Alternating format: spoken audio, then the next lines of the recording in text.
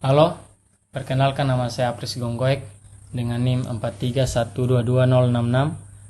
Saya mahasiswa dari Universitas Widya Mandira Kupang, Fakultas Ilmu Sosial dan Ilmu Politik, Program Studi Ilmu Komunikasi.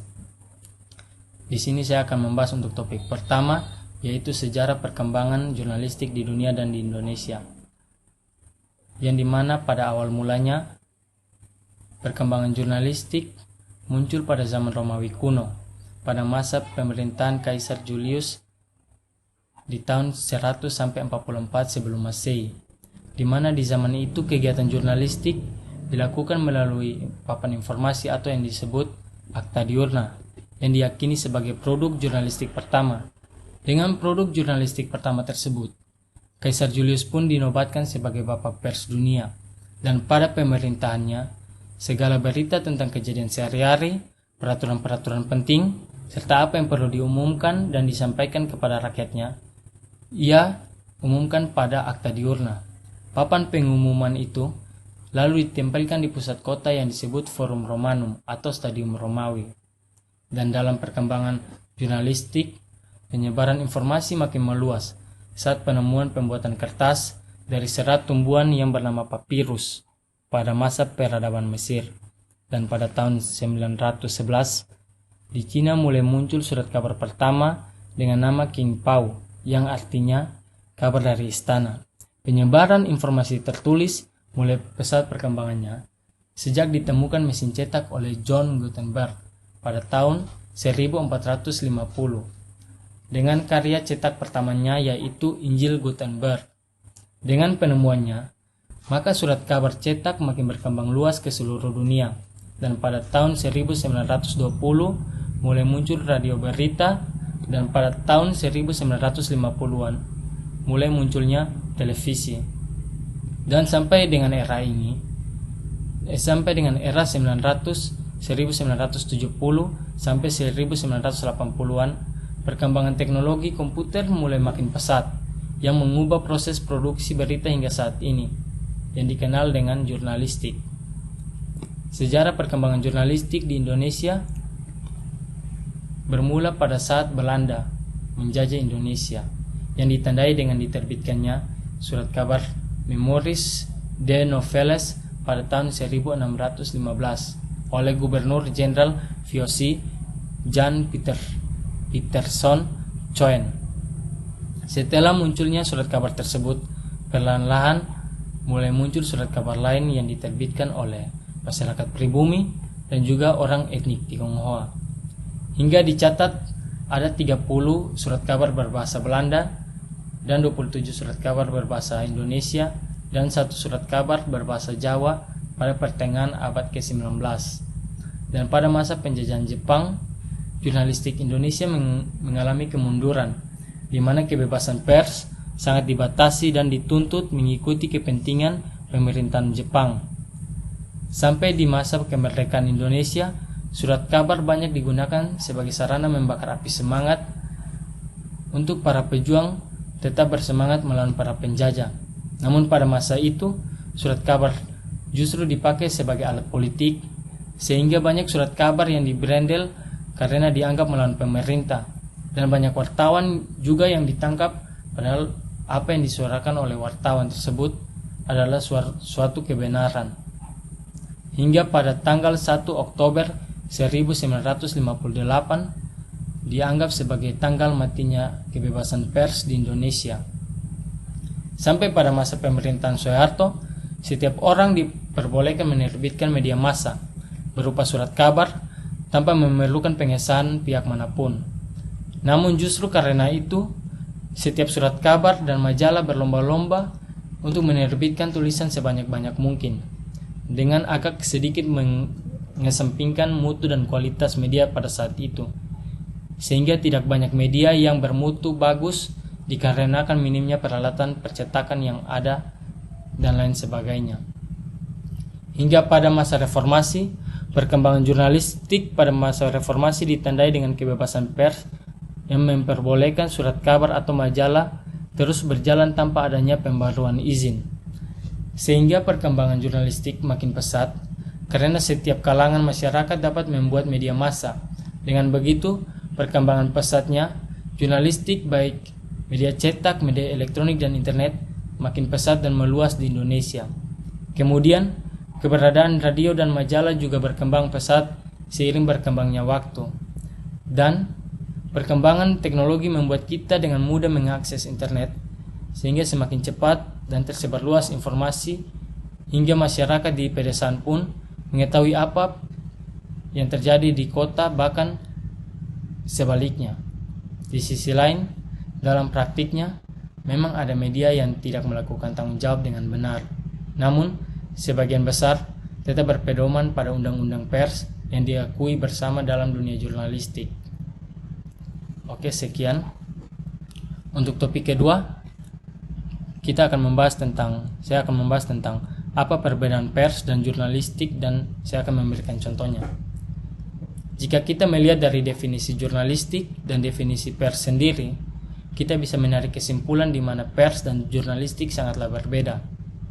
Jurnalistik merupakan sebuah aktivitas atau proses atau keterampilan yang meliputi kegiatan menulis, menyunting, hingga publikasi berita.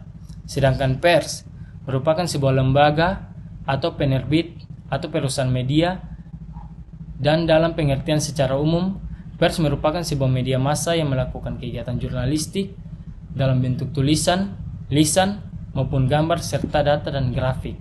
Jadi perbedaannya sangat jelas, di mana jurnalistik merupakan sebuah proses atau sebuah aktivitas maupun keterampilan yang dimiliki seseorang, sementara pers merupakan sebuah lembaga yang menaungi kegiatan jurnalistik tersebut. Oke, di sini saya akan memberikan contoh. Seorang wartawan yang mencari dan mengumpulkan data terkait suatu kejadian atau peristiwa yang kemudian akan disiarkan oleh Metro TV dalam berupa berita. Dan di sini wartawan tersebut ia melakukan suatu kegiatan jurnalistik, yaitu mencari dan mengumpulkan berita. Sedangkan pers di sini adalah Metro TV, di mana ia menjadi sebuah lembaga yang menyiarkan atau menerbitkan berita tersebut. Oke, di sini kita membahas topik selanjutnya, yaitu apa kekurangan dan kelebihan dari media cetak dan media elektronik. Di sini saya akan membahas dahulu dari media cetak. Media cetak, kelebihannya yaitu harganya yang cukup terjangkau, dan juga di mana media cetak dapat dinikmati oleh siapa saja. Beda dengan media lainnya yang hanya dapat diakses oleh orang yang memiliki teknologi atau internet. Dan dalam penyebaran media cetak dapat disebarkan di wilayah demografis tertentu sehingga relate dengan penduduk di wilayah tersebut. Dan dalam media cetak juga terdapat berbagai topik yang dibahas sekaligus. Misalnya kita dapatkan di dalam koran, di mana ada berbagai topik sekaligus yang dibahas, seperti topik olahraga, topik ekonomi, topik kesehatan, topik hiburan, dan lain sebagainya. Dan kelebihan satunya lagi yaitu di mana media cetak menjadi tempat penyebaran atau tempat mencari lowongan kerja, seperti yang ada di koran. Ada suatu kolom khusus di mana itu khusus untuk menyebarkan lowongan pekerjaan, sehingga orang yang ingin mencari lowongan pekerjaan biasanya membaca koran untuk melamar pekerjaan. Tetapi media cetak juga mempunyai kekurangan, di mana media cetak sangat tidak efektif untuk menjangkau audiens secara global, dan penyebaran informasi media cetak sangatlah lambat dikarenakan media cetak masih mempunyai suatu proses di mana ia harus dicetak. Setelah dicetak ia akan didistribusikan ke pelanggan, sehingga informasi yang masuk ke pelanggan sangatlah lambat. Dan dalam pendistribusiannya media cetak juga sangatlah mahal, apalagi proses produksinya. Dan dalam media cetak ia mempunyai kekurangan, yaitu media cetak hanya dapat memuat gambar dan tulisan saja. Ia tidak bisa memuat visual dalam artian video atau audio, sehingga dia hanya monoton. Selanjutnya, kelebihan media elektronik yaitu dari segi waktu Media elektronik cepat dalam menyebarkan sebuah berita ke masyarakat. Dan dalam media elektronik, ia mampu untuk memuat audio dan visual sehingga mempermudah para pembaca untuk memahami berita, sehingga mereka lebih gampang untuk menangkap apa yang dimaksud oleh sang penulis berita. Dan media elektronik juga dapat menjangkau masyarakat secara luas dan juga dapat menampilkan suatu proses terjadinya sebuah peristiwa dalam pemberitaan. Bahkan dapat memberitakan secara langsung dari tempat kejadian. Tetapi media elektronik juga mempunyai kekurangan, di mana media elektronik dalam penyediaan berita, media elektronik tidak bisa mengulang apa yang sudah ditayangkan dan biayanya cukup relatif tinggi. Dan tidak semua orang dapat menikmati dikarenakan biaya membeli TV atau handphone yang sangat mahal. Oke, kita masuk ke poin selanjutnya, yaitu mengapa unsur dan nilai berita sangatlah penting untuk digunakan dalam pembuatan berita di media massa. Menurut saya, dengan unsur berita dan nilai berita sebagai acuan pembuatan berita, maka berita tersebut disebut layak. Dan dengan unsur berita, masyarakat dapat mengetahui kejadian secara jelas meski tidak berada langsung di tempat kejadian, dan berita tersebut tidak simpang siur karena segala yang terkait dengan peristiwa tersebut telah diberitakan semuanya dengan jelas sehingga informasi yang sampai ke masyarakat tidak kurang sedikit pun. Dan mengapa nilai berita penting?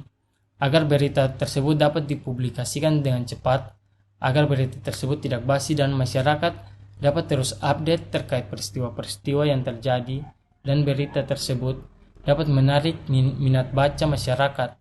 Dan berita yang dimuat bersumber dari fakta sehingga tidak menjadi sebuah hoax. Dikarenakan di zaman sekarang yang banyak berita dengan judul yang lain dan isi yang tidak sinkron dengan judulnya, atau biasa disebut dengan clickbait.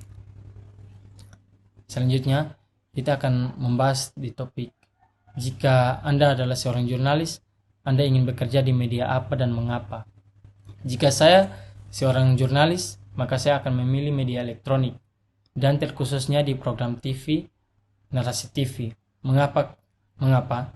Karena dengan media elektronik, saya bisa memberi informasi pada masyarakat melalui visual dan audio, yang menurut saya lebih mudah dijangkau dan dipahami oleh orang lain. Dan mengapa di narasi TV? Karena saya sangat suka dengan berita terkait politik, dan saya ingin untuk menjadi seorang jurnalis yang memberitakan sebuah berita secara fakta, aktual, dan juga tidak berpihak pada pihak manapun, tapi berpihak pada fakta dan juga kepentingan masyarakat. Dan untuk topik selanjutnya, apa manfaat mempelajari pengantar jurnalistik bagi mahasiswa dan mahasiswi komunikasi? Menurut saya, manfaat jurnalistik yaitu membangun proses berpikir kreatif, di mana seorang jurnalis pasti ia belajar untuk harus sekreatif mungkin untuk memberitakan sebuah berita, agar berita tersebut tidak monoton dan sama dengan berita yang telah dikeluarkan oleh media lain. Yang kedua, membuat kita lebih kritis terhadap suatu hal, di mana dalam dunia jurnalistik kita mempelajari bahwa setiap berita yang dimuat kita tidak boleh percaya dengan begitu saja, tetapi kita harus berpikir dengan kritis agar memahami berita tersebut. Dan dengan mempelajari jurnalistik membuat kita lebih membangun rasa percaya diri dan membangun relasi dengan baik, karena di mana seorang jurnalis pasti dia akan bertemu dengan banyak orang, sehingga dengan begitu kita dapat membangun relasi dengan orang lain dan membangun relasi yang sangat baik. Dan manfaat selanjutnya